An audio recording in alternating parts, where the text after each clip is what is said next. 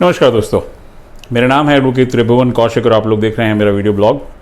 दोस्तों आज मैं जो है बात करने जा रहा हूँ कि जो राइट टू प्रोटेस्ट है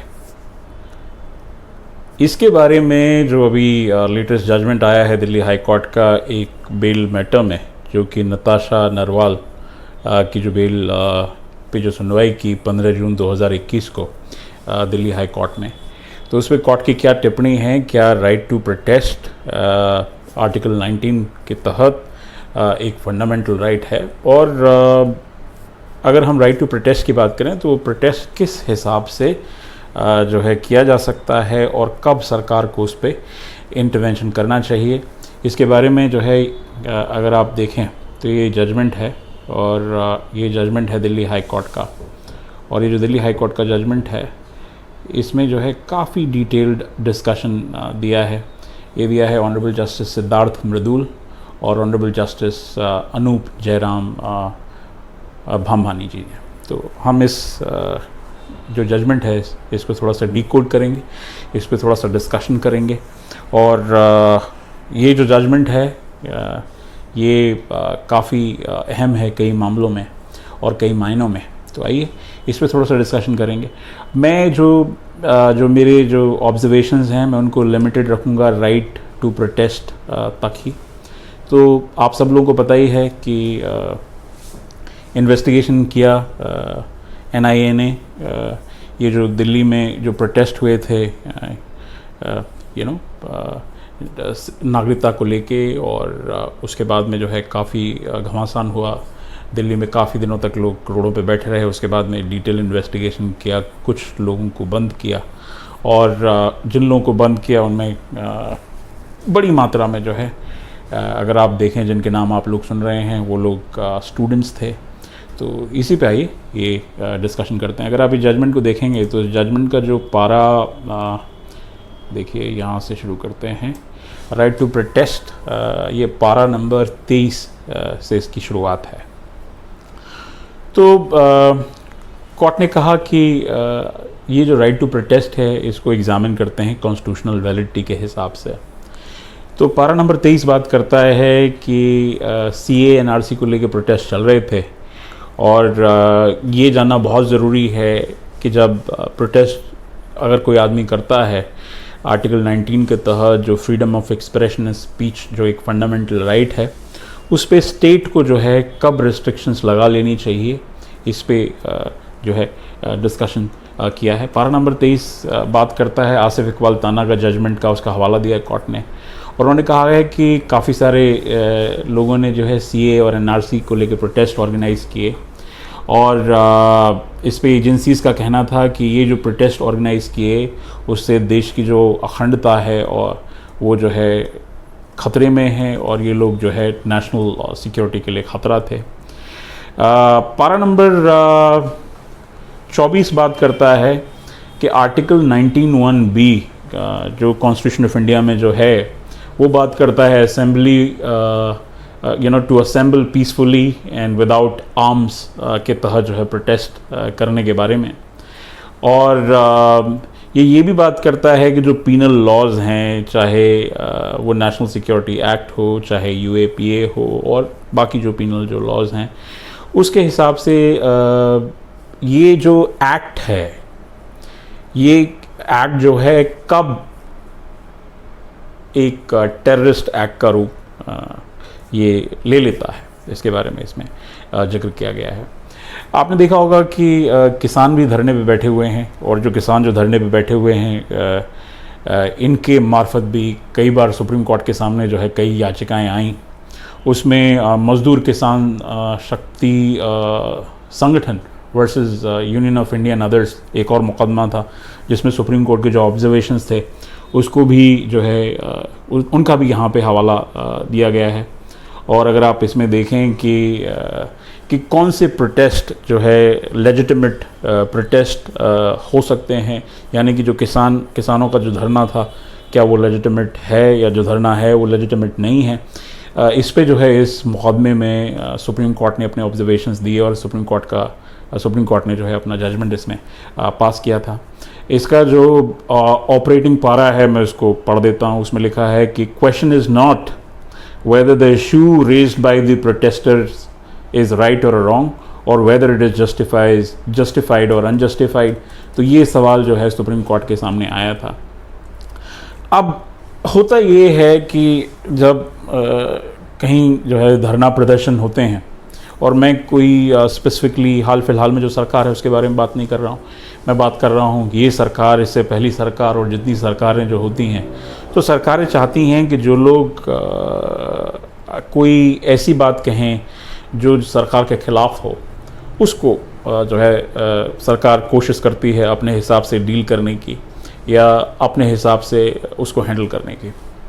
तो जो भारतीय संविधान के जो अनुच्छेद हैं, अनुच्छेद 9(1) ए और 9(1) बी, ये बात करते हैं प्रोटेस्ट से रिलेटेड, लेकिन ये बात करते हैं एक पीसफुल प्रोटेस्ट से रिलेटेड, यानी कि हर किसी भारत के नागरिक का ये अधिकार है कि वो एक पीसफुल प्रोटेस्ट कर सकता है, एक पीसफुल धरना प्रदर्शन कर सकता है अगर उसका सरकार के साथ अगर कोई डिसेंट है, अगर सरकार के साथ जो कोई वो बात कह रहा है उस बात से जो है जो सरकार ने कोई कानून लाया है या सरकार का कुछ कहना है, अगर उस बात से उसका डिसेंट है तो।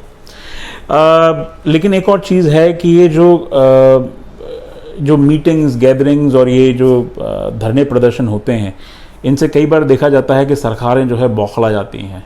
सरकारें इसलिए बौखला जाती हैं कि कई सारी चीज़ें बाधित हो जाती हैं। उदाहरण के तौर पे अगर आप देखें, जब CAA NRC को लेकर प्रोटेस्ट चल रहे थे तो दिल्ली में शाहीन बाग जो एक जगह है, वहाँ पर लोगों ने अपना धरना प्रदर्शन शुरू किया, जिसकी वजह से काफ़ी सारी दिक्कतें आईं। वो दिक्कतें ये थी कि ट्रैफिक बाधित हो रहा था, लोग जो है अपने गंतव्य स्थानों तक नहीं पहुंच पा रहे थे।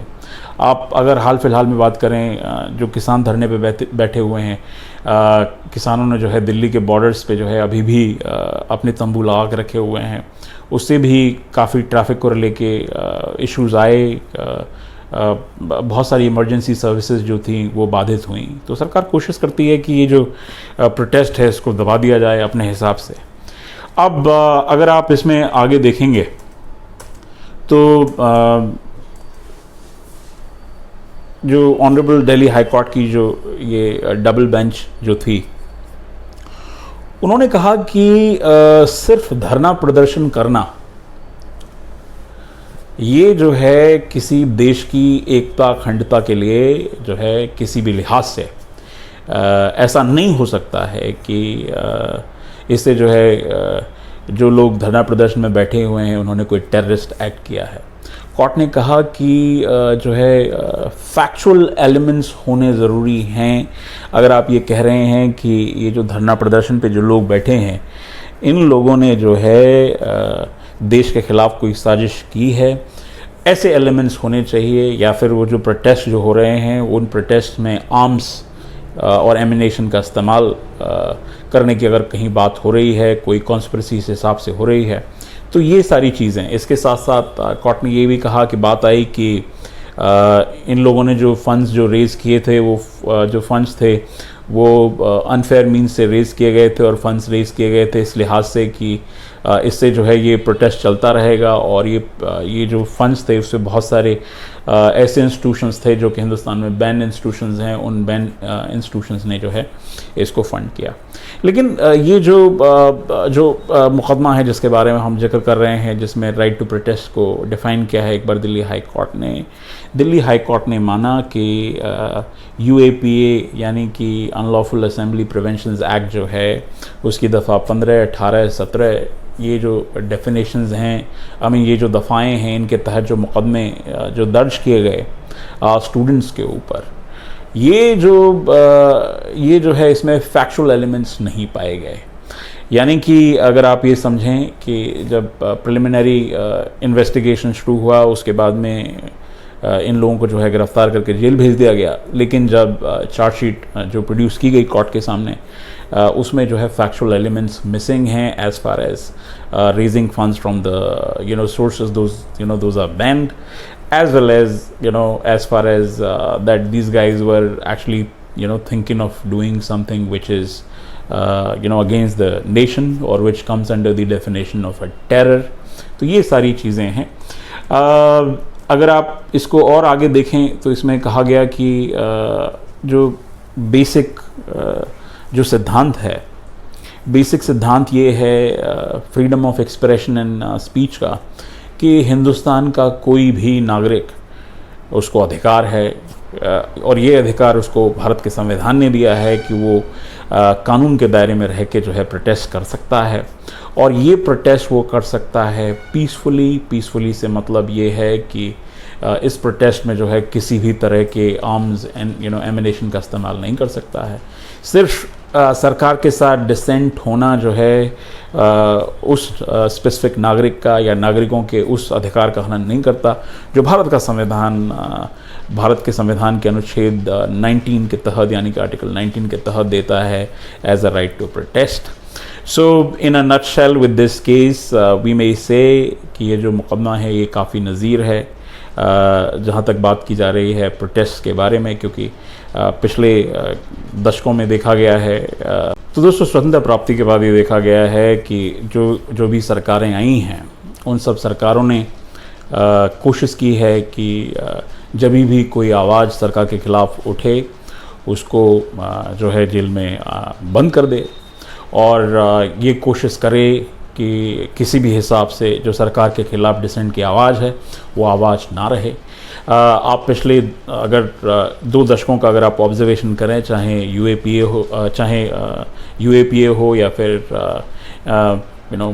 एनआईए की जो activeness ho when it comes to filing cases concerned under UAPA, that has increased drastically, and this apparently has increased because government doesn't want you to say certain things.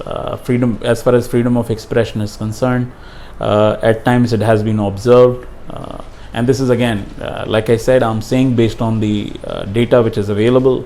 There was a report recently by Wire which shows that there has been a drastic change as far as UAPA cases is concerned in terms of number of cases listed.